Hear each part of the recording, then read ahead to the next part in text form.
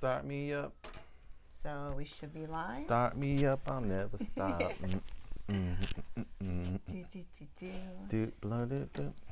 So let's see how that. Looks Okay. good. It's going. Okay. And we'll give people some time to get into the chat. Yep. See how that goes. I shared it on our social medias today. Good. And I even shared it to Twitter. And I'm not on Twitter very often for our page. Maybe like a couple times a week. I check out Twitter. Yeah, maybe some other people will jump on because of that. I don't know. Slash's Graveyard Tales is joining us. All right, Slashy baby, what's up, man? Our horror host buddy. Check out Slash's Graveyard Tales on their Facebook and YouTube channels. They're hosting some good movies coming out. Oh gosh, yeah, he's getting some really cool indie stuff, you know, and getting good movies too, like good independent horror movies. Yeah. And some other classic stuff. So yeah. Toy Painter 1 is joining us. We're gonna give it like a couple minutes and see who joins us. You guys are rocking. Oh, thank you. Yeah. So this is we're gonna have our behind the scenes podcast coming up here in a few minutes. Pastor of Muppets is here. He's third in the chat. Draugr is here. He's fourth in the chat.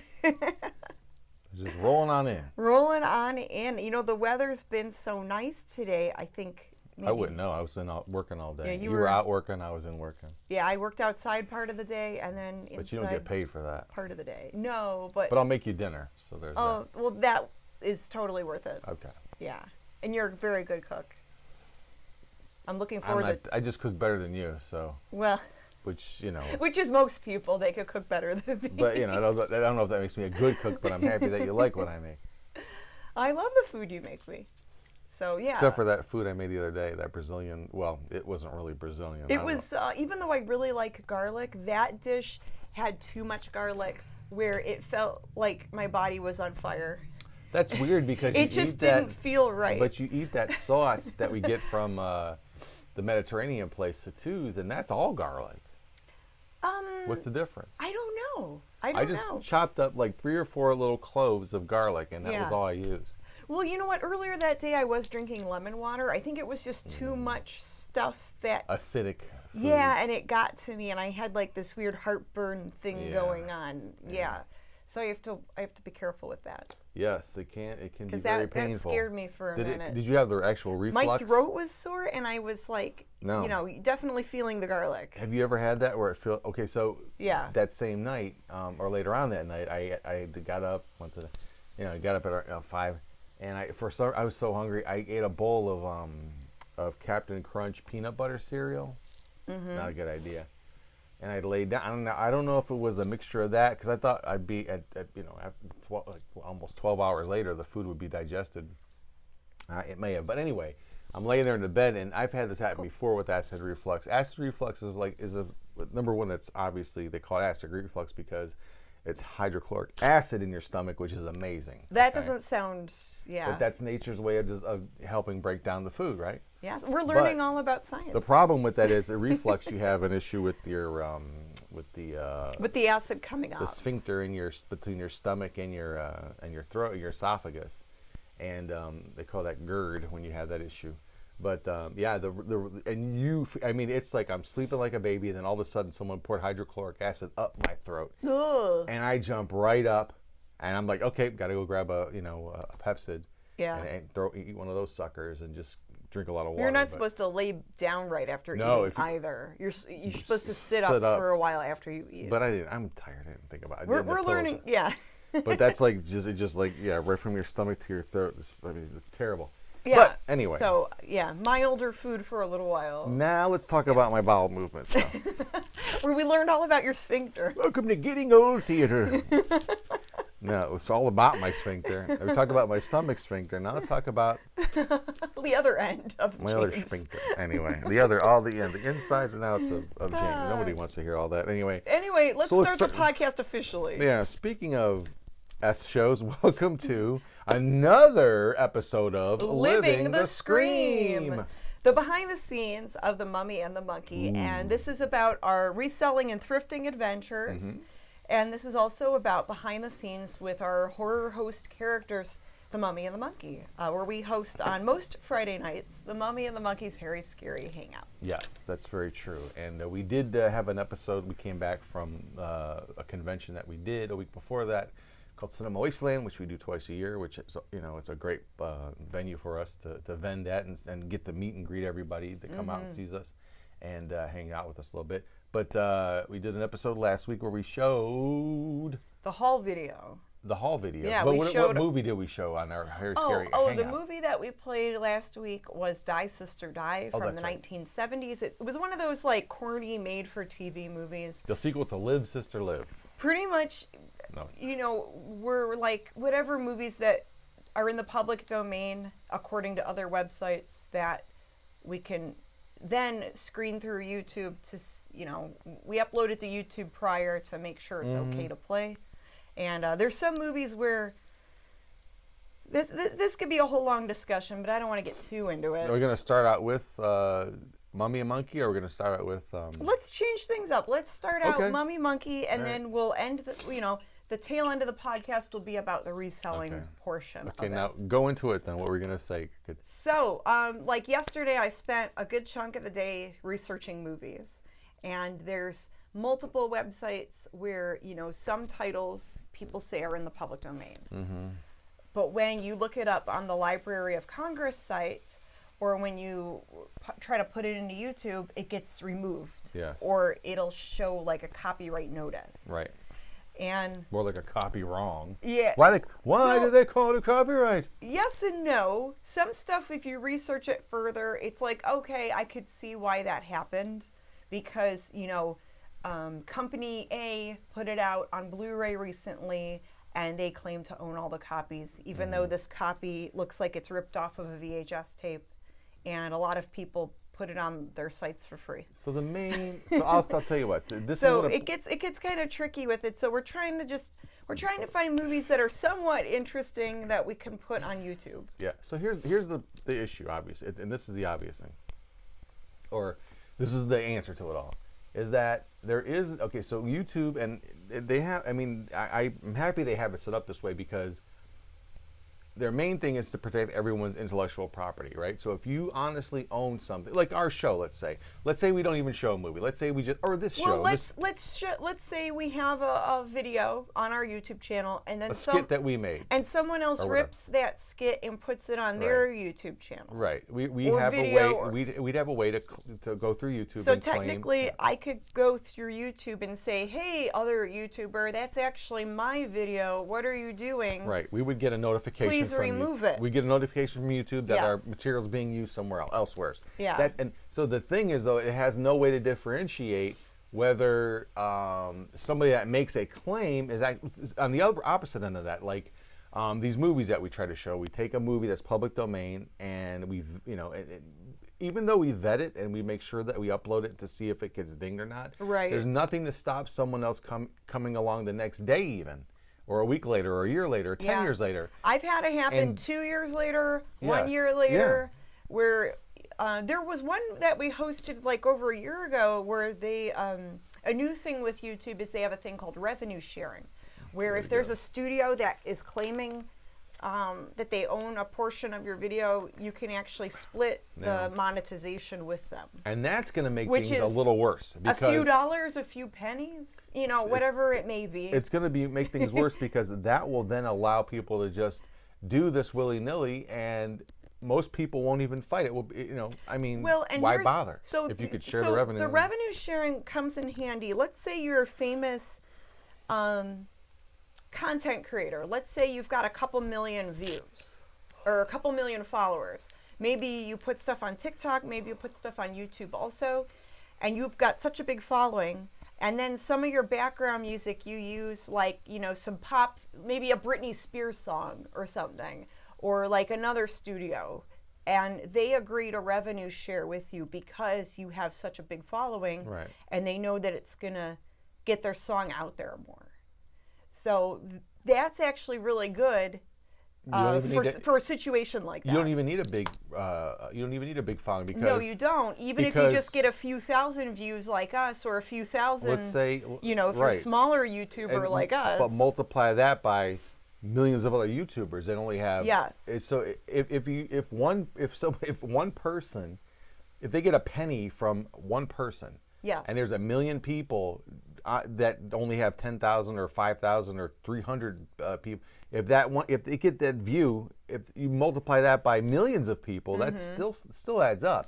You don't have to be a super YouTuber. And there's a big YouTube channel. He's got a huge following, and he puts up a lot of informational things about YouTube updates and stuff for content creators. And this would help our fellow content creator horror host friends like Slash Cooper. People like that. His name is Nick Nimmin. I believe it's Nick Nimmin, Nimmin, I want to say. But it should come up because he's so popular on YouTube. But he puts out a lot of good information to help your channel grow, how to use hashtags and stuff like that. It's just the basic stuff, but it has nothing to do with content. No, you have to create your own content. Or I mean the use of other, you incorporating other stuff into your videos. He does do a video talking about the revenue sharing. Oh, really? Okay. So, that's good. I mean, yeah. Well, going back to what relates to us, though, so we're constantly trying to figure out how to continue doing our show the way we do it by showing movies that are public domain or have, no copyright claims or whatever on them, or very little or whatever. Yes. It's getting harder and harder, and and everything's getting thinner and thinner as far as actual resources. There is some good news. A couple indie filmmakers reach out to us every now and then, and they do let us air their movies, or some of them due to either the content of the movie or due to digital rights, they would prefer it not be online. So sometimes we do straight to video things. Yeah. Well, that's different. Yes, entirely. but that's a different thing. There's no bots that monitor your DVD sales. Not yet, anyway. But I wanted to. I thought we were talking about. So, I want to talk more about about the process of finding new stuff. Now, what we would really like to do is be able to figure out exactly how to license a movie to show on our program. Yes, and I'm definitely trying to figure that out. You are too. Yeah. It'd be nice if there was just one company we can contact, and then even if we have to pay a monthly licensing fee to get some better movies, depending on the cost, I'd be interested. If it was in our price range, I'd be interested in doing it. Well, we have to figure out how that maybe actually be funded, or try to fund it, gather funds for it. Right now, we're falling into the realm of sustaining a show. We're into exactly what any other show that's out there. That's how television, that's how magazines actually bring everybody entertainment. It was never free. It was really to sell the advertising. Absolutely. And to sell things to consumers. Right. Or potential consumers. It's a give and take thing, because if you can come up with something that a lot of people are entertained by, then that's what YouTube does when you monetize. I mean, if there's a million eyes on something, why wouldn't somebody want to advertise on it? Why shouldn't you make money? I mean, that's the whole point of it. And the more time you put into something, if you're not making a living off of it, then it's not that you're wasting your time, but you have to figure out whether it's worth your time. Yes. And if you're doing it just for the sake of art and for the passion of it, that's fine. That's totally fine. And I'd say... But all the work that you put into something, over time, you hope it can pay off. There's no shame in wanting to monetize off, make a living. I mean, I just don't... I never understood the problem with that. I think that's the whole... I mean, why not? Why not? I mean, Sven Gulli is making... Joe Bob Briggs and people like that, and Elvira making money and making a living, I should say, off of what they do. They earn a living doing what they do. Yeah, and it's their career, it's their job or whatever. Absolutely. Yeah. And YouTube is set up the same way. If you can, no matter what it is that you do, like that Ryan's World thing, that kid opening up crap toys, they made $20 million one year off of just YouTube revenue. People watching the. Between that and I think licensing too. I mean, there's people on YouTube who get millions of views that go digging in dumpsters looking for stuff. They go trash picking. It doesn't matter what they're doing. So I look at stuff like that and I'm like, oh, maybe we're doing the wrong thing. Are we working? Well, I'm joking, but maybe It's interesting. Yeah. It's definitely interesting to see like what takes off. There's no rhyme or reason. You can't then go. There's no guarantee that if anyone starts digging through dumpsters that anyone will watch that. It's more than just that. There's something else to what they're doing. Something just That, or it's pure luck, or who knows? Right. I don't know, because for every successful video you find or YouTuber, there's probably thousands of others trying to do the same thing, and it's not working for them. Yeah, Doesn't guarantee anything. There's some YouTubers that we've seen in the past where they used to do live video from their phone on YouTube, and it was just them digging through like dumpsters and going out trash picking. One of the cool things they did. It got tons of views, and almost every single day they would go out trash picking and video it. Yep, and they did another funny, I thought was an innovative thing, and I don't know if they were the first ones to do it, but it was really cool because they're the first ones I saw do it. Was they did a live stream walking through like a flea market, an open air flea market. Yes, I remember that. And they would go buy stuff, and they would look at people would live message them, go grab that one thing. Oh yeah, people would tell them, hey, go buy those things. Buy that blue glass bird, it's worth a ton. And yeah, it's like having your own sort of like online, like a little question online community. Yeah, like helping you shop. Because that happens a lot when you do reselling stuff. Is that you'll shoot a video and then you'll upload it, and someone's like, why did you pass up that puzzle or whatever? Yeah, like you missed something. That's $400 Someone right there else for saw it. They had it for 50 cents. It's like, I didn't know, Right. But so there's some comments. Yeah, go ahead. And then after I read the comments, we'll talk about this Friday's movie a bit. Okay. Okay, so let's scroll through here. Yeah. Oh, Bone Jangler's joining us. Hello there, Bone Jangler. Note to self, go dumpster diving. Maybe, but I think the innovation there would be to do it in character. The mummy and the monkey go dumpster diving. I'm not wearing those bandages in a dumpster. Well, then you were never going to do anything different. No. You got to break the mold, man. No. You got to break the mold. No, I'm not doing that. That's how you do it, though. I don't know if that'll. Maybe we could do something else going out and about as Mummy and the Monkey, but not dumpster diving. But I had another idea. Speaking of research, but you didn't like the idea. Well, I'll remind you later about it. Okay. Newcastle After Dark has a great opening statement about fair use. Well, you can have any opening statement claiming fair use, but then I don't understand that. But then a video can still get removed or get a copyright. I see that a lot out there. A lot of people say that, but ultimately, if it's like, let's say if you made a video and someone else ripped your video off of YouTube and put it on their YouTube, and they're like, fair use. No, that's not really fair. So it really depends on, Well, you can try it. That's the thing, is that I don't know how some shows get, because here's the thing. We upload stuff all the time, and we usually do it before, we call it vetting it. We'll upload material like, a movie or a short or something to see if it gets dinged. Yeah. And it does, and sometimes it says it doesn't, and that's the one thing we have to talk about, because it says it won't. Sometimes some of the stuff says it won't harm the channel, or you can stream it, but it's blocked or something. Yeah, there's a few. There's some weird warnings you get too. It said like it can be on there. It's just you can't run ads on it because the person who owns the intellectual property is going to run ads on it and monetize from it. Yeah, so we still don't know how some people. Videos, if they think it's okay and they run their ads, sometimes we'll just leave it at that. Going back to what I was saying, so I mean, we don't know how some people on YouTube are not getting away, or actually able, I should say, to upload certain movies which aren't technically, that aren't actually public domain, like in the sense that public domain is or fair use. Well, like there's one 1970s movie that I uploaded that a couple different sites said were public domain. Oh, Don't Look in the Basement?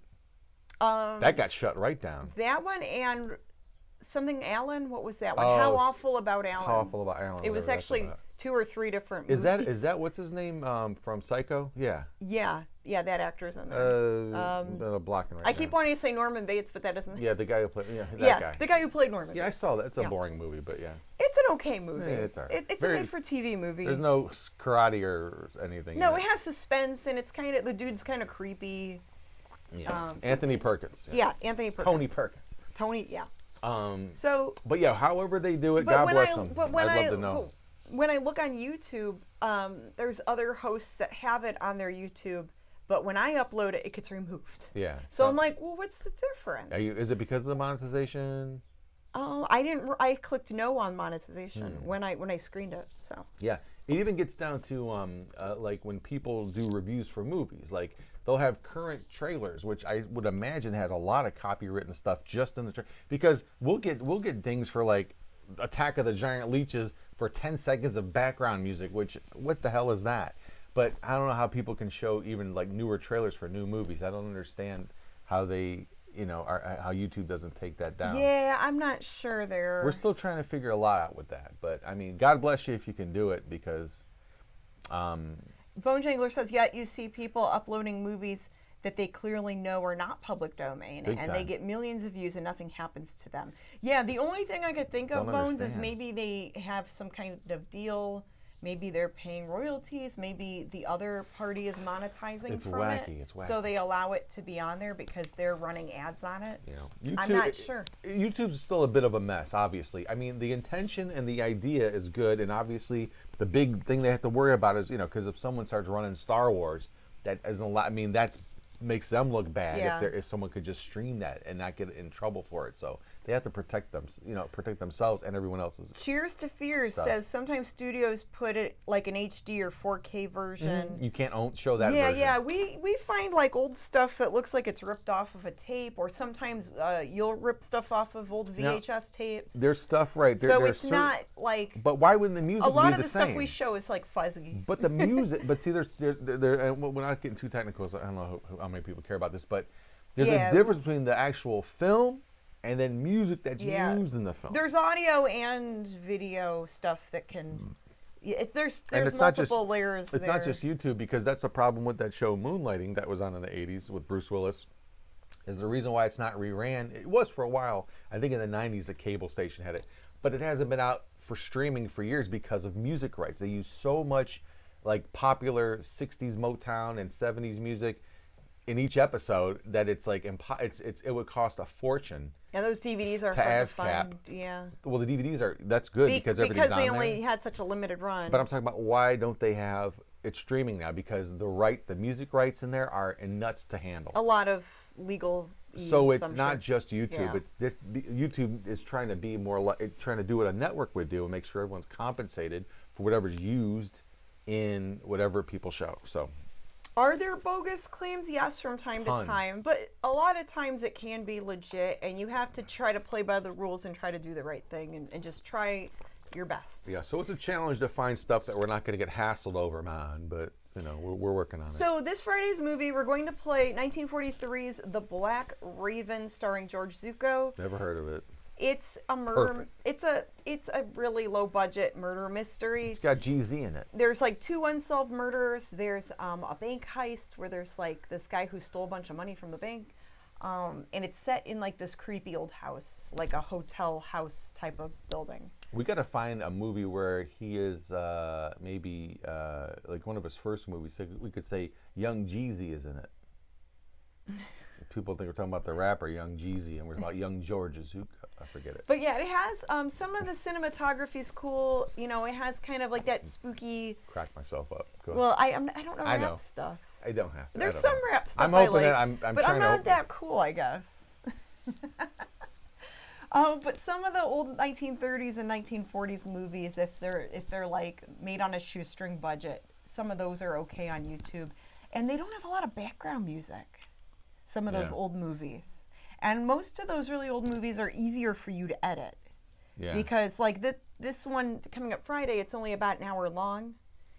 And you said that, perfect, I could cut it up into 4 parts. Yeah, chop it up 4 15-minute parts. And put the sound effects in. I don't have to sit there and try to edit. I mean, even if we have a longer movie that's like a 90-minute movie or 80-minute movie, I could still, maybe we could stretch it to a 5, I could do 5 20-minute or whatever it would be, whatever the math is on that. Yeah. But I don't know, it's just easier to chop it up, and it's less editing I have to do to make the story run, even though half these movies don't even have a real story. But I don't know.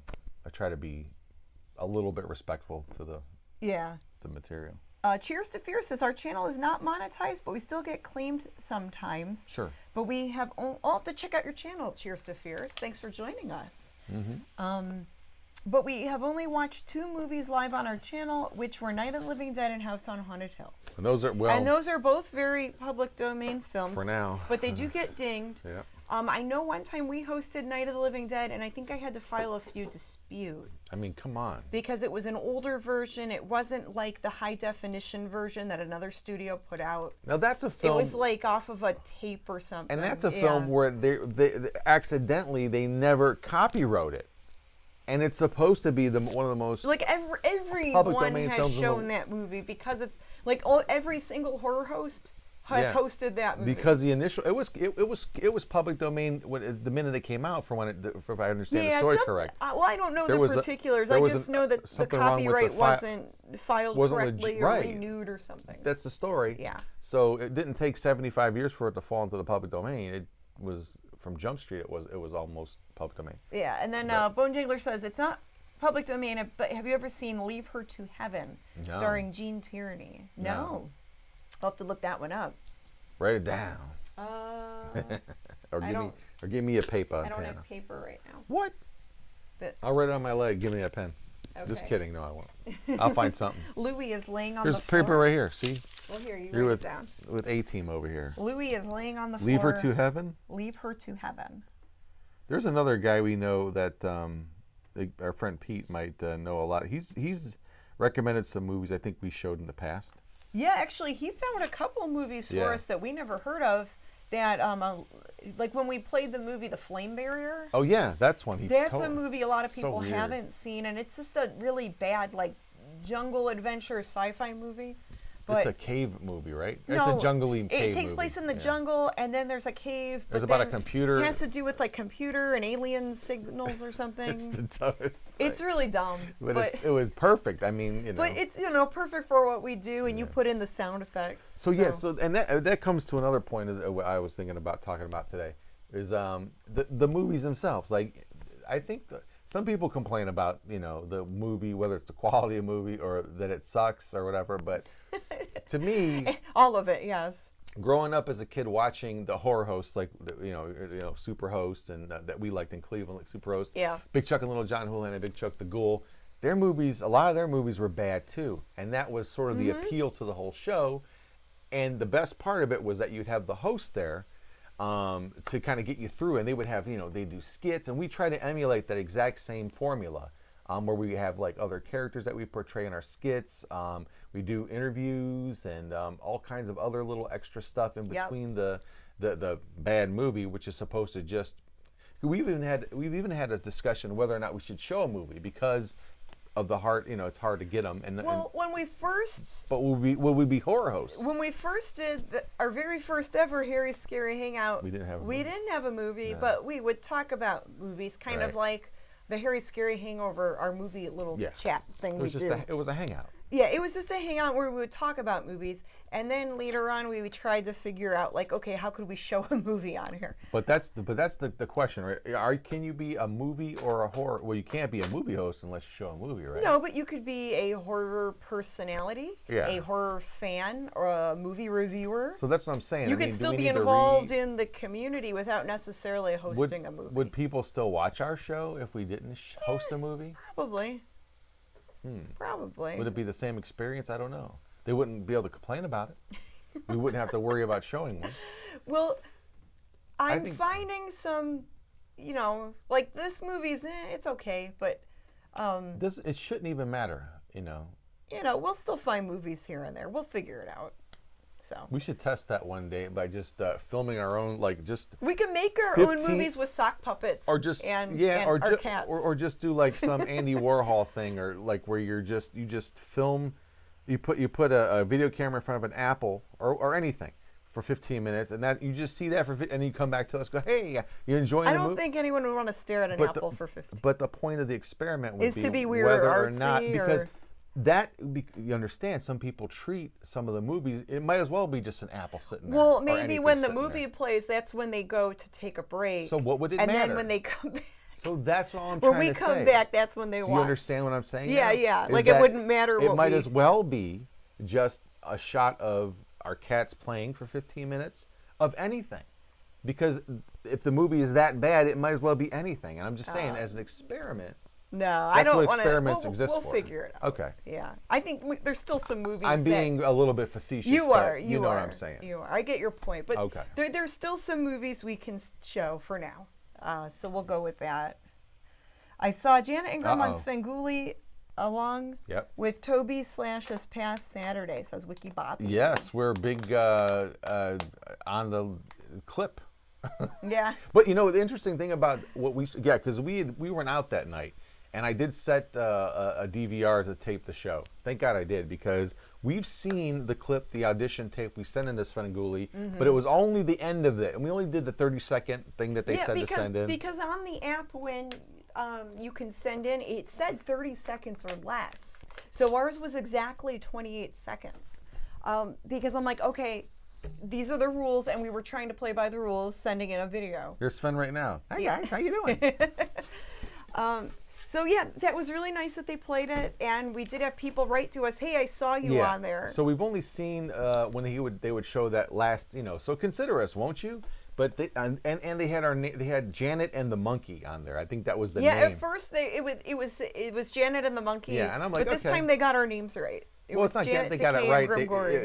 It was different this time because they showed the whole clip. And the whole 28 seconds. And it did have our names, on there this time, so first and last character names, which was cool. For 28 seconds, we were on nationally syndicated TV. Perfect. I don't, but whoa, easy there. Easy there. Calm down. Woo, easy there. 28 seconds of fame there. Yeah. But no, it's fun. And so, that was fun to see, people were writing it. To see the whole thing was fun. And there's some promising looking candidates for whatever they're going to do with this contest or so we're audition or whatever it is. We'll see how it plays out. It's interesting for sure. Yeah. So who knows? I mean, but it's out there, and it was cool to see. And then Slash's stuff was, they've been showing his stuff since he entered in October, I believe, when they started the contest. Yeah, they've peppered in his videos with the other ones for the past several months. The Cave of Carnage guys. So that's cool. Bub and the Crow guy. I'm trying to think of the name. I know it's Bub is. Oh yeah, the mask dudes. Evermore. There's that zombie puppet guy that's been on there too. The zombie puppet guy is cool. I love that design. It's really cool he design. has a neat look about him. Yeah. He looks like he would fit into that channel. And I thought an interesting thing is, and we were kind of saying this when we were watching all these auditions, is that it was interesting because when Svengoolie introduced that segment the other night, he kind of made a comment about how we already have a me, so.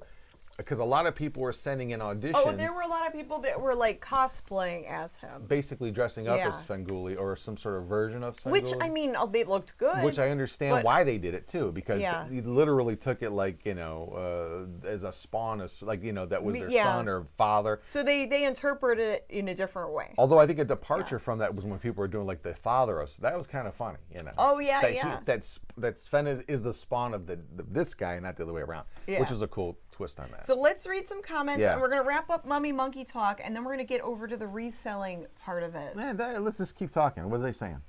Let's see. Too structured. I don't like structure. I'm relatively new to your channel since discovering you from this year's Oscars.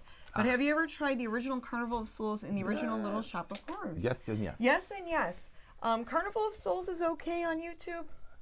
Little Shop of Horrors gets music things. There's a ton of things in there. Yeah, because it's a great movie. Number one, everyone loves that movie. Yeah, it's one of those movies, right? Yeah. To me, it's right up there with Night of the Living Dead and a bunch of other ones that are just a classic B horror movies. But when we ran that the last time we ran it or tried to run it, it got a lot of music things, which I thought and I noticed a lot of people were using music from, because Roger Corman would use the same music. Would recycle music. And it was a good idea too. Like, hey, if that's public domain music, we can use it in our public domain or our homemade movies and stuff, or our independent movies, but not anymore. And the Oscars is a great awards show. Yes. It's on the Horror Addicts YouTube channel. It's a husband and a wife. They do really good movie reviews. They review horror-themed merchandise and stuff like that, and they put together an awards ceremony for like all the new movies that come out, and people can vote on it. Yeah. So for the past several years, they ask us to be involved, and we announce the winner for whatever category they need. So yeah, really nice people, and I like the fellow YouTubers that are involved with it. So yeah, we're gonna check out your channel. Cheers to Fears. Draugr says, what about having everyone play the movie on their end and you riff it? We love riffed movies. We love riff tracks and those dudes, so we don't want to infringe on what they do. Not only that, but there's a lot of people that do riffing, so we don't want to like take that away from anybody. People did that on Telescope a lot. There were some people that I know that they would host a movie. Telescope. Remember that? Periscope. Periscope. Whatever. It's not. Yeah, I never used Periscope. I knew that was supposed to be the next big thing. I don't know. They don't sound anything alike at all. Periscope, Telescope. Well, I didn't. No, Periscope was the name of that app. Okay. But it was like a way to hang out with people, and a lot of people do that. They would start a movie, and they would all be on at the same time, and they would talk about it. But like a watch party. Yeah, it's like a watch party. It's not a bad idea, but I don't know. And then John says, have you ever thought about a stream-up party? So that's isn't the Harry Scary Hangout a stream party? It is technically like a stream party. We stream it live on Friday nights. That's sort of the catch. That's sort of the point of difference from our show, is that we stream the whole thing live. The only thing that's pre-taped are the skits. And then Bone Jangler says, on our original station, the studio crew made a show 30 minutes long, just a static shot of a wastebasket in the studio. At the end, they threw something in at the end. See, there you go. So, yeah, that's funny. But, oh my God. And then Bobby's saying, I want to get more autographed pictures. Okay, from who? Us? From like Slash Cooper and the other. Oh, yeah, they all have that stuff too. Mr. Molto, I would highly recommend watch his show on Facebook. On Facebook he's on there, and so is Slash. Facebook with Graveyard Television. Yep. So. Graveyard TV, GTV. So the weather's warming up. We have shorts on today. Shorts and the tie-dye. 2 weeks ago, we had snow? Yeah. Maybe a week ago, snow? I don't remember. It wasn't that long ago. But yeah, a couple weeks ago we had some snow. It's like summer today. It's great. It is, but it's supposed to rain over the weekend and drop it. So we're not out of the woods yet. No, it could still get cold in the next week. But you mowed the lawn this morning, this afternoon. I did yard work. I did eBay. We're doing a podcast now, so I'm tired. I got to stare out the window and long for being outside, but that's okay. And you were working away at the computer. Yes, but hey, it's a good gig, and I'm happy, and I'm very grateful for it. And hey, it's I don't have to I don't have to drive to work. I love that. Your commute is short. Poof. It's like Yashu in that skit. Yeah. I'm late going from the bedroom to the office right down the hall. Working from home. I'm gonna be late. You're gonna be late for work. Oh no. Oh boy, you still can be though. You can be. But yeah, so everything's going good there. With the weather warming up, there's more opportunity for us to source. Are you switching gears? Yes. We're going to talk about reselling. Yes. So with the warm weather coming up, there's more opportunity to shop and find things for our eBay stores. And I was looking on some local sites, and there's a bunch of yard sales and estate sales coming up, rummage sales. So I'm really excited about that. The flea market, a lot of flea markets are opening back up, the ones that used to be outdoors. I know. Went this Did you catch fleas? Oh, all of them. Yeah, tick market. I think it was more of a tick market. Oh no, keep them away from me. They like to bite me. Oh, but that's another That's story. A whole nother story. For another time. Yeah. Flea markets. I popped into. I went twice this weekend. You did. I went once. Yep. Once was enough for me. And I went on the day when all the jewelry people were there, and the jewelry. Let me make sure I say that right. The jewelry people. Yeah, and you sent me pictures, and I'm like, I sent you jewelry, junk porn. Jewelry porn. And I'm like, damn it, I went the wrong junk day. Jewelry porn. So instead of going Saturday, I should have went Sunday with you. So I could have shopped all the junk jewelry and the boxes of trinkets and stuff. Yeah, you love digging through that stuff. I love the shiny stuff. Yeah, I love digging through costume jewelry and random stuff like that. There was a good amount of it there that day, too, and there was nobody there. They were all complaining about how there was nobody out that day. It was Easter Sunday, for crying out loud. Yeah, it was Easter, so I'm like, I was cozy in my jammies at home. Yeah, but I'm a heathen, so what do I care about Easter? You're like, I want to go to the flea market, and I'm like, what I do like about Easter is the food. I mean, any excuse to make. I love the eggs and making the ham and potato salad. I like potato salad. The ham I ate a little bit. The ham was good. I don't eat ham much, but. But you tore it up. I did eat some. Night. Yeah. But becoming more of a carnivore every day. I don't eat hard-boiled eggs. I love them. I don't eat the yolk part, and that's a good way to eat an egg without having the yolk. I was never a fan of them. Love them. A little salt and pepper, a little hot sauce. I mean, if they're in potato salad, I'll eat them, but yummy. I don't just eat an egg on its own. Just the egg white, nice. Excellent. They're delicious. So yeah, there's a sale. There's a couple sales we're gonna go to this weekend. I will be working at an estate sale in May. Yeah. So that's gonna be fun. We already got to shop that one early, and boy, that was fun. You got to look at a few things. I picked up a bunch of vintage clothes from the 1970s, and I don't know like how it's gonna. Like I sold one pair. The jeans were cool. I sold a pair of Levi's jeans. They're from the 70s. They were like a teenager size. They were a smaller size, but they were big bell bottoms. Ring ding. And yeah, they went for like 27 bucks. Oh wow. And I think I got them for a couple bucks. And some retro T-shirts and stuff like that, because some of those sizes, like a junior could still fit into. Maybe a props department needs them for their TV show or whatever. What's props? Because some stuff we sell to like different TV. You never know who's gonna buy what. Yeah, because there are people that shop props for TV yeah. studios and movie studios. And that happens to a lot of resellers. They get hit because if you sell retro stuff and actual old new stock on things, or it could be a lot of stuff for props, old phones, you name it, toys and stuff like that, and you'll see it's a prop department on the address. You're like, ooh. Yeah, we've sold some props before, and it's like exciting. And but you'll never know. I always message them asking, well, what show is it for, so I can look for it. They'll never tell you. They won't tell us. Yeah, it's all. They don't answer back. Well, they're under. It's top secret. Yeah, they're under like non-disclosure stuff. Yeah, they probably can't talk about it under contract. Especially if it's something being developed and not actually out. There was one time I sold some vintage slides, like slide film, and they were pictures of an operation. Ew. And it was like a tumor getting removed. Phooey. And it was really gnarly. Made me hungry. It was like a whole box of, I sold them to, what's that station, TNN? Oh, maybe that, yeah. TNT? Yeah, TNT, not TNN. TNT. TNN, I think, is a religious network. Is that? I think so. I don't remember. TNT. So it might have been used as a prop for one of their, like, I don't know for sure, but I'm guessing maybe like some type of crime show or medical show. Probably a medical show. But I thought that was neat. Come here. I'm going to, look who's here. Is that? It's Jacko. There's Jack. He looks like Earl a little bit. Louie's over here laying by my feet. This is the kisser man. He's the shyest. He loves kisses. He's the fraidy cat.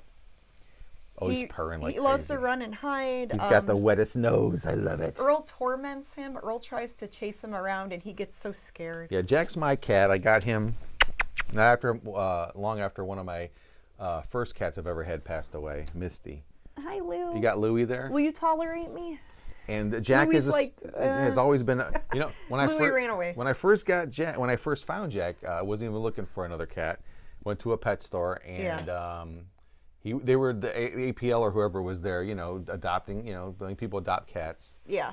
And I wasn't intending on getting one, but I didn't even see him first. There were a few cats there. Was he hiding? He was underneath a cat bed. He was a kitten at the time. So he's always been a fraidy cat. Underneath the cat bed, and I'm like, I don't know, that, how they look at you, and it kind of, and I looked at other cats, but I didn't care. But it was that click, right, Jack? That kismet. Aww. And his name was Jack. We kept his name, and they were sad that he was gonna go, but he's just this lover. Look at him, he's such a lover, man. He is friendly. He's with the big owl eyes. He is, but he gets very skittish and weird. Cat to the core. But he's so good. He's purring, and you're being good. You're not under that table all day. I know. I turn into a big sappy guy. We love our cats. Jackaboo. They're family. Anyway, he's purring. We love our animal friends. He's not running away yet. He's always deathly afraid that Earl's going to saunter into the room. Well, I think he's happy that you're sitting with him. Yeah. Because he knows Earl can't get him. Yeah, Earl can be a bully to the other cats. He gets kind of... he's a little rough and tougher. He gets real snotty sometimes. Yeah, I have to go put him in kitty time out. Louie thinks you're going to... I'll go out with you after this, Lou. It's still nice out.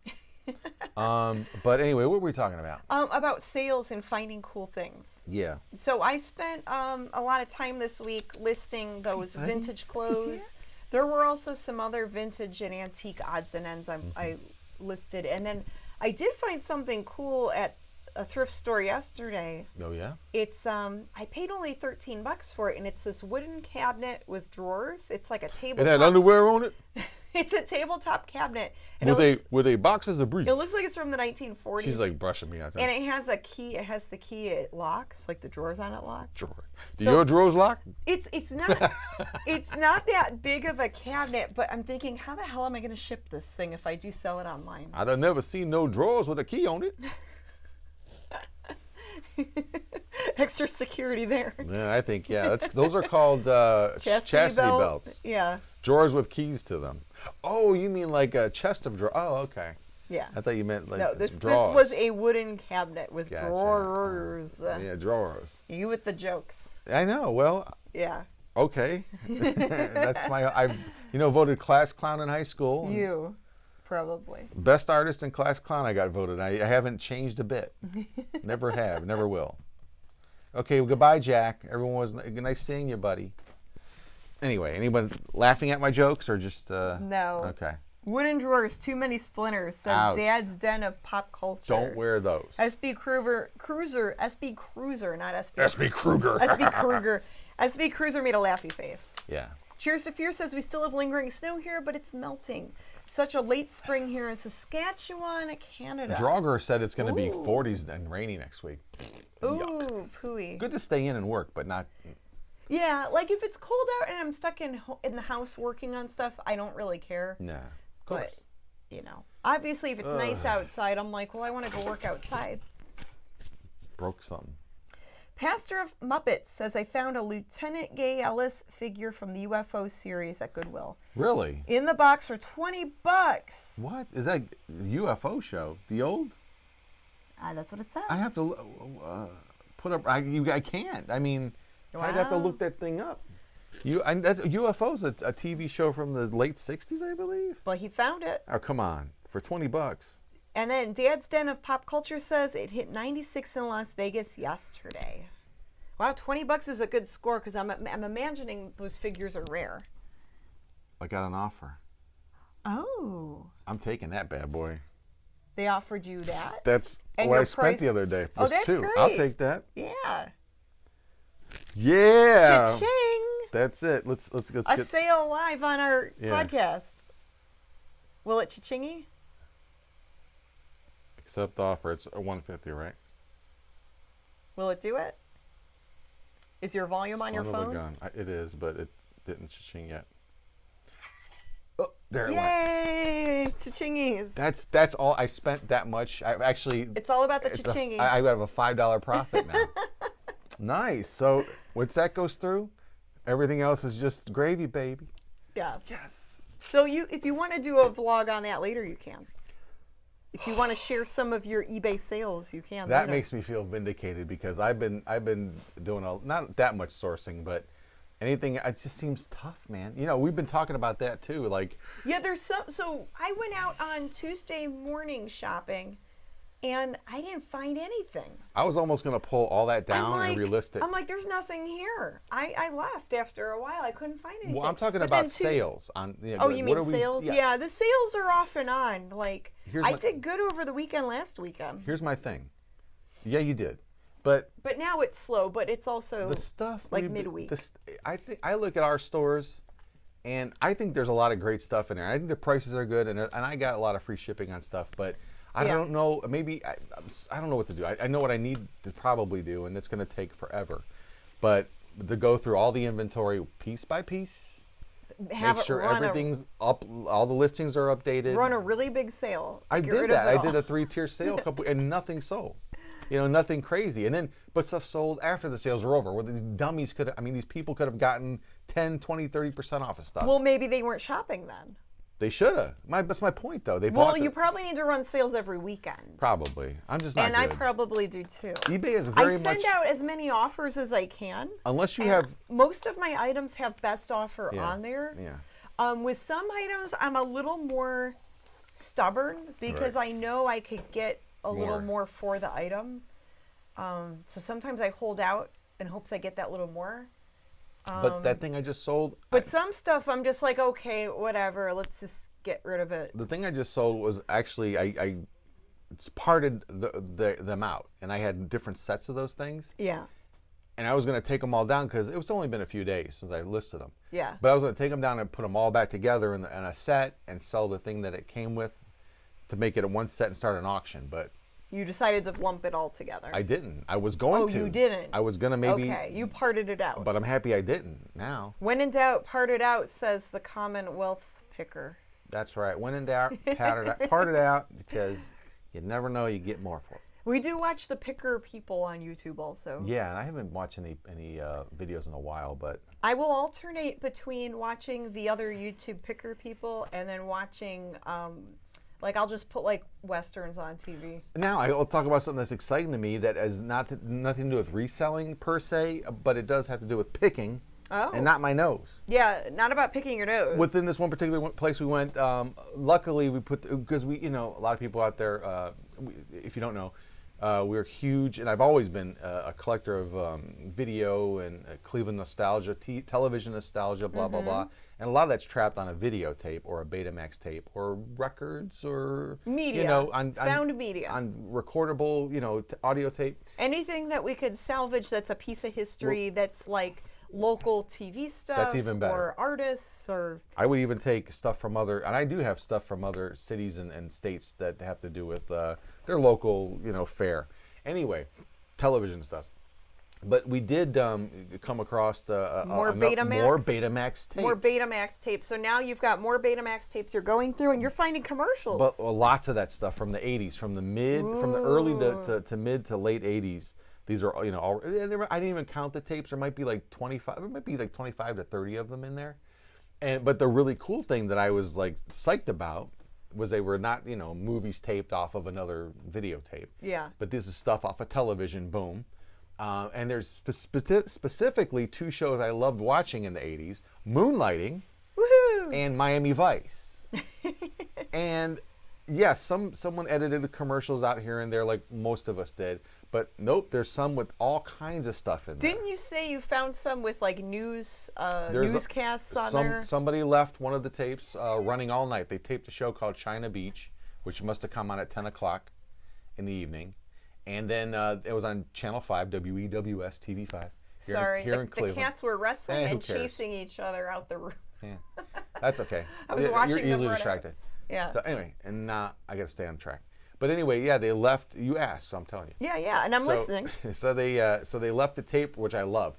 They left the tape running, and so yeah, you have that. You have the China Beach episode. You have the news for half an hour from 1988, and we were watching some of that and going, it's just weird how it seems like nothing's changed 40 years ago. It's like all the same stuff going on in the world. Yeah. And then what did it have? Oh, Entertainment Tonight. Remember that show with John Tesh and Mary I think that Hart? show's still on. Yeah, there's probably a version of it. Different host, but yeah. But it was huge in the late 80s. Yeah. And then Nightline with Ted Koppel, which they did live. And now that was always a boring show, but I can't wait to watch it now, Never watched it. I hated it as a kid. Well, I liked the one you showed me had Channel 5 news reports on there mixed in with the commercials. Yeah, we just started watching that. We need Wilma to watch. Smith was on there. Yes. And I remember watching Wilma Smith back it was on Channel 5 because my mom loved Channel 5 news. Ted Henry and Wilma Smith, and we didn't even watch it yet. We Wilma need to watch Smith that later. And Mark the Weatherman. She thought Mark the Weatherman was cute. Oh, that was in the late 90s? He started in the early 90s, I thought. Did he? Mark the Weatherman? But anyway, so that's all, and who knows what's on these things. So I'm going through them now, and I'm putting everything on DVD just to archive it.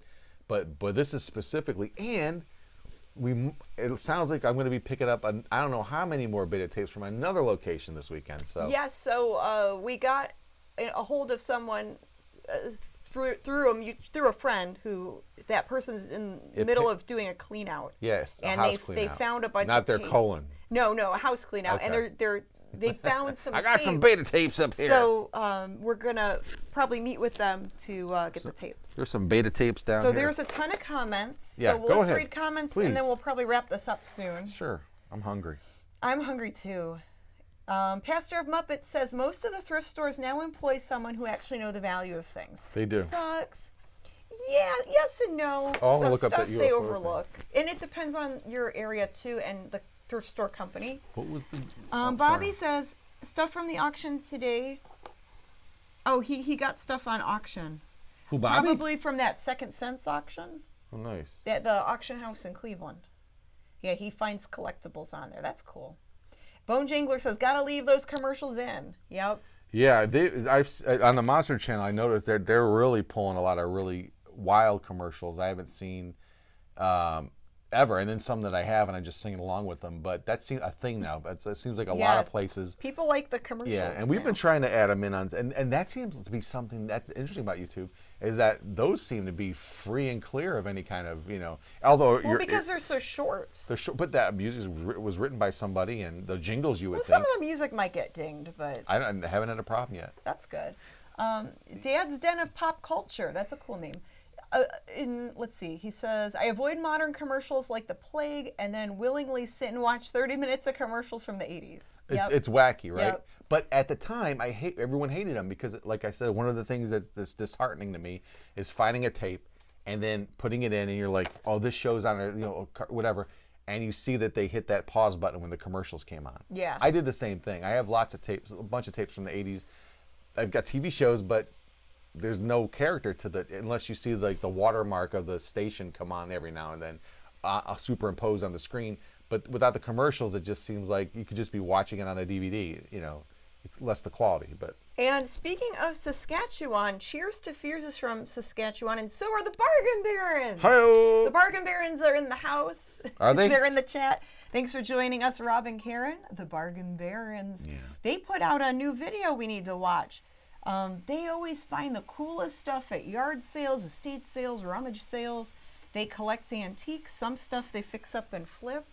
Like Karen's really good with fixing up furniture and stuff. Yep. So I'd love to see more videos like that.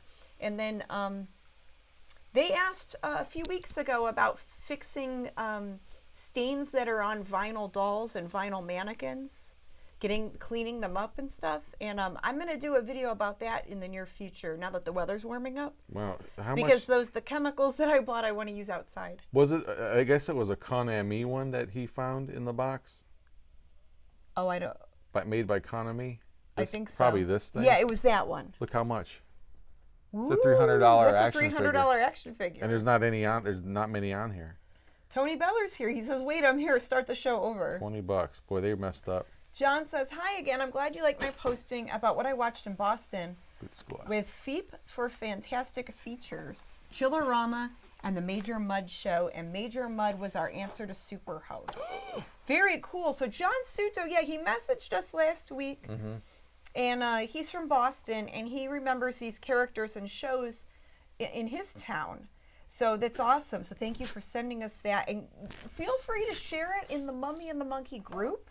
You're more than welcome to share the horror host stuff and horror movie Halloween stuff in the Mummy Monkey group. Yeah, here's a good example. So here's some of those beta tapes I got from Gonzo last year at Cinema Wasteland. Yeah. I bought 80-some tapes. Movie The Villain, recorded in 1990. The Flash, the TV show from the early 90s. Teenage Mutant Ninja Turtles cartoon. Yeah. Superboy. There's a lot on there. Model by Day, which was so whoever recorded this stuff, they only recorded superhero stuff and wrestling. That must have been their favorite thing. RoboCop, the TV series. It's pretty wild.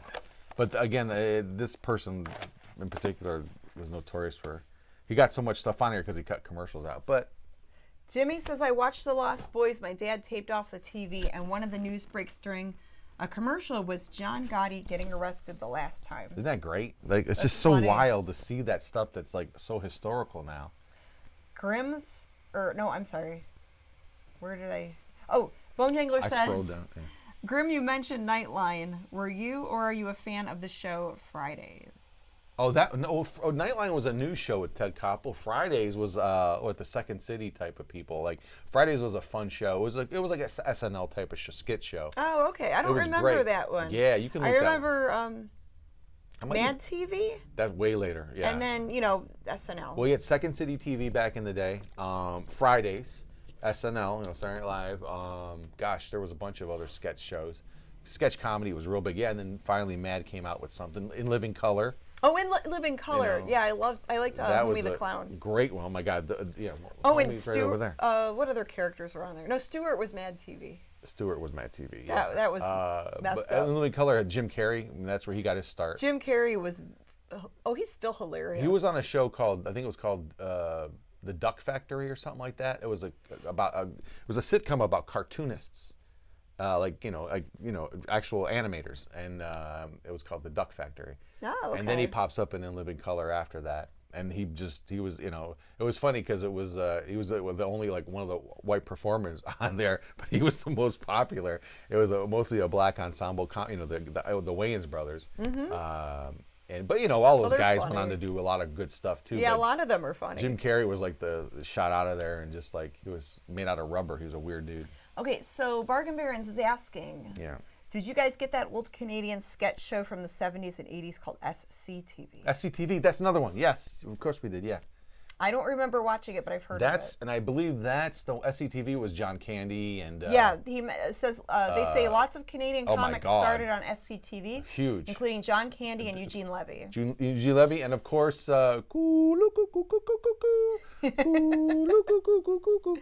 Off, eh? Bob and Doug McKenzie. The McKenzie brothers. I do like Kids in the Hall. They're Canadian also. Yes, and I never watched that. Kids in the Hall. Until the only thing I ever saw of theirs was when they brought the show back on, was it Amazon? It's on Amazon Prime. Oh my God, I laughed so hard. And it's still funny. Well, they're older dudes now, and they're still hilarious. They do a great bit on Zoom calls. The whole advent of Zoom calls. Yeah. I won't give it away. I say if you're gonna look up one of their sketches, look up their Zoom call sketch. It's on their newer show. It's wonderful. It's just amazing. It might not mean anything to most people, but I think most people have either Skyped or Zoomed. Well, and I love that the first skit they did, they're butt naked. Oh, you see everything. Yes, you see full frontal male nudity. You see all of them. Yeah. They just bear it all. Yeah, there's just no way to make that pretty. I'm sorry. It's just. But they're human. It's funny. Oh, very human. It's very funny. You see every bit of their humanity, everything. They're letting it all hang out. It's good for them. I love it because it totally is something that you don't see. I see it every day when I look in the mirror. But you know what I mean. On TV, you don't see that. When I get out of the shower, I see that. Unfortunately. Rainbow Fright. That's a cool name. Good evening, everyone. Bobbin. Hello, Rainbow Fright. Yeah. SCTV was totally something we watched as kids. So yeah, people are putting out their favorite skits or their favorite actors and what was that? Characters. I'm trying to remember. I think it might have been Robin Williams was a guest on one show. I can't remember, but they did a Bowery Boys skit that was really funny. And it was basically it was way ahead of its time. I think it might have been SCTV or Fridays. It might have been Fridays. But it was Robin Williams was the host. It wasn't SNL, I know that. Robin Williams was awesome. But Robin Williams was the guest, I should say, on the show. And they did a skit about the Bowery Boys if they were gay. It was so good. But the funny thing was they would when their buddy would come around. What's his name? The straight man that would come around. The straight man. Maybe that's even where they got the idea for the skit. When the straight guy, it was like the dude that was always like, you guys got to shape up, blah blah blah. Oh, he's coming into town. We have to act right. They were really flamboyant, but they would act and they would get into the, hey, how you doing there? Good to see you, buddy. Come on in. And even Louis, the bartender. They had Louis' new club was it was like a gay bar now, and it was like very tiki, and they had all the drinks and everything, and it's really. I haven't seen that. I think I need to. It's on YouTube for sure. I pulled it up not that long ago. So okay, going back to the reselling stuff. SCTV, these are some of the retro T-shirts you found. Let's show some of this. They'll be in his eBay store. That you found and didn't want to get, and I don't know why. I don't know. I was on the fence about some of them because I know vintage clothes can take a while to sell. Yeah. I had a vintage dress that I sold a few weeks ago. I sold it for $90, but it took me 2 years to sell. So with clothing, you have to be very patient because sometimes it sits for a couple years. So I recognize these. These are just not only shirts. These are pajamas. Yeah, these are like pajama shirts. These are pajama shirts. Little kid pajama shirts from the 70s and 80s. This is dark crystal. Yeah, it's really cute. Like if someone's got a little kid and wants to dress them retro. And this is the Hulk, or as some people say in my neighborhood I grew up in, the Hawk. These are super cute. Incredible Hawk. There's the Hawk. There's Hulk jammies. But they came with pants. Fold them up. My brother and I had Star Wars ones. I fold the shirts a certain way. They had the bottoms and the top. Here's Spider-Man. Pyre-Man right there. Pyre-Man jammies. Why they made it yellow, I don't know. There's no yellow in this costume. To make it colorful. Yeah.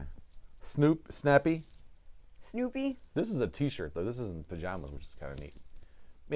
And they have that nice, like stale old. And this is well, the ones I listed, I did launder first. I did wash them. Just so you know, there's a long blonde hair or gray hair. It's not someone. Remember the gray hair in the basement when we first moved in here? Okay. Who was in here? Nobody. Someone who lived here before us, apparently. It was when we first moved in. It's not a brand new built There house. was like someone else's hair, and I'm like, who are you? In the basement, but it was hanging out. I mean, it could have been anybody that lived here 10 years ago. I don't know. I'll fold Anyway, it. so jealous over all this. You see this? I got her rope, fellas. She can't imagine all this being with somebody else. Stop. It was when we were new, and it was when we first moved in. I was like, what is this? You don't have nothing to worry about. Ain't nobody chasing me down. Anyways. But I appreciate that you would think that. So those will probably run through the wash because a lot of the vintage clothes did have like a basement smell. Yeah. So the ones I listed are clean. I wash them. It's all measured and everything. Pastor of Muppets says, I don't know how you guys feel about firearms, but from a collector-seller point of view, oh boy, I know, but you can't sell those on eBay. Yeah, we don't. You can't even sell a toy gun really on eBay. It's so weird. You have to go through that whole little weird prompt. There's something you have to. I'd put some like we know Nerf guns you can. We know there's a lot of people that deal with knives and pocket knives and Weapons. Things like that. They have different. Maybe they have some of them have a shop. Some of them vend at certain shows. Yeah. They don't necessarily sell online. If I sold some stuff like and that, there's I wouldn't sell different on eBay rules on and regulations to Too handle things like complicated. that. And I don't want to deal with that stuff. And so. we never find that stuff. Here's the truth about that. That as far stuff as, usually gets sold and bought first. When people do that and gold and silver. When people do clean outs, yeah, that's the first thing they find. When they find gold, silver, coins, guns, that's theirs. They're not going to leave that sit around for someone else to come in and buy, unless they're broken up pieces of guns. Yeah, because a lot of it has value. Huge. I mean, there's a way to sell that stuff too without, on eBay. I don't know if eBay you can buy firearms anymore. No. They don't sell them. No, you can. I think accessories. Yeah. Like a few times, I think I sold like holsters. But if we did a house clean out, and we found a cache of like gun, I would figure out how to sell them in a heartbeat. Why not? I mean, Bargain Barons, fun fact, The I Dark guess. Crystal is the first movie ever filmed that was live action, not animated, but featured zero human or human-looking characters. I love that movie. I'm a big Jim Henson fan. What were the bad guys called? The Skeksis. Yep, and what were the good guys called? What was their race? I don't remember, but only the girls could fly. The Gelflings. Gelflings, yes. They didn't have guns. No, they had magical powers and stuff. They had laser crystals and that would shoot stuff. It was a fantasy film, and some people thought it was too creepy because it definitely has kind of like a creepy, otherworldly vibe, but I really enjoyed that movie. Yeah, but there's so, but going back to the gun, I mean, there's so much. Thank God, there's other things you could sell. And that's it. Yeah, I mean, there's so many other different things that people collect, so it's just not our, one thing I did we know sell. people that are like into that stuff, whether they collect or they go hunting, or maybe they vend themselves. But we're not really. But anything. We don't really vend that. But stuff. gun related, the only thing I ever sold that was gun related was a box that was for a Colt or something, an old 50 from the 50s, and I bought it for like 50 cents at a yard sale. I think I sold it for like $50. Oh, just for that box? Yeah, or the case it was. Or whatever. Yeah, it was a collectible. I mean, people were paying up to $50 for just an empty box. Yeah. And it was a vintage box. So if you find those, pick them up. They're worth money. All right, gang. Well, I think we're gonna wrap this up. We are hungry. Hungry and all that stuff, but man, what a good. But it's been fun to return. chat with you. We haven't done a podcast in like 3 weeks, and we've been wanting to do this, so we just thought, well, let's try for Wednesday. And if you're new to this whole thing, and you want to see something like this, if you want to see us dressed up as a mummy and a monkey and doing kind of the same thing, where we're just jawing about whatever between a bad movie, check us out this Friday night. Yeah, will be live this Friday night hosting episode 197. 197. 3 more away from the big 200, of baby. The hairy, scary hangout. Wow, who knew? And we'll be in character. It's like, a cheesy, B-movie night. It's a rollicking good time. It's just a chill time. It's it could be rollicking or it could be chill, however you want to celebrate However you want to celebrate it. So yeah, remember to like the video if you like hanging with us. And if you haven't subscribed yet, please do, and invite your friends. And we're looking forward to hanging out with you guys again on Friday. We love doing it, and when we don't do it, we miss it. So we're going to be 2 weeks in a row, back-to-back shows. So it's nice. Still planning our 200th excursion or extravaganza. So tune in for that, and vote for us on the as your favorite horror host. Can you pull the graphic? I keep forgetting about that. Sure. And it's important. It kind of is. It kind of is. Where did it go? Let me keep. I don't know. Big I didn't Cartel, touch the graphic. Snack toe. Okay, what is that buried? It's there somewhere. I don't. It's in our stills. That's why. Let me go down. I don't know what's going to pop up there, but here might not be the Not roundup. that one. There it is. Here we go. There it is. So the Rondo Hatton Classic Horror Awards. They have them every year. They have different categories like classic movies, favorite magazines, favorite books, favorite podcasts, favorite website, horror related, favorite actor, whatever. And then they have one for horror hosts. Whee! And it's tough because we're on the ballot along with a million other horror hosts. And, 99% of them are our friends and peers and colleagues. And that's fun. And it's all good. There's no, competition. This is about people voting for their favorite. If they're gonna so if you'd like to vote for us, you're more than welcome to. All of the instructions are on rondoaward.com. And it's an email-based voting system. So you just go through the categories. You could copy and paste. You could write it down and type it up or whatever, and just look it over. And if you vote for us, we will be eternally grateful. Yes, and we've been honorable mention the last bunch of years, maybe 3 times, which I think is pretty good. I mean, that we even make that sort of I gotta whip out. Thank you so much, Pastor of Muppets. I whip out my barber pop on this show too. Thank you for the super chat. That's awesome. Thank you. Yeah. Yeah, they have the best name. Yeah, Bargain Barons is commenting on the name. Yeah, they win the best name. Yeah, that's an amazing YouTube name. Pastor of Muppets, boy. You guys are really creative. I like all the different YouTube names. Anytime I come up with something, it's already taken. They're so prolific. Everyone's so witty out there. I love it. But hey, I got to keep trying. All right, guys. Well, stay safe. Have fun. We'll catch you on Friday. That's right. Bye. See ya. Good night. Bye-bye.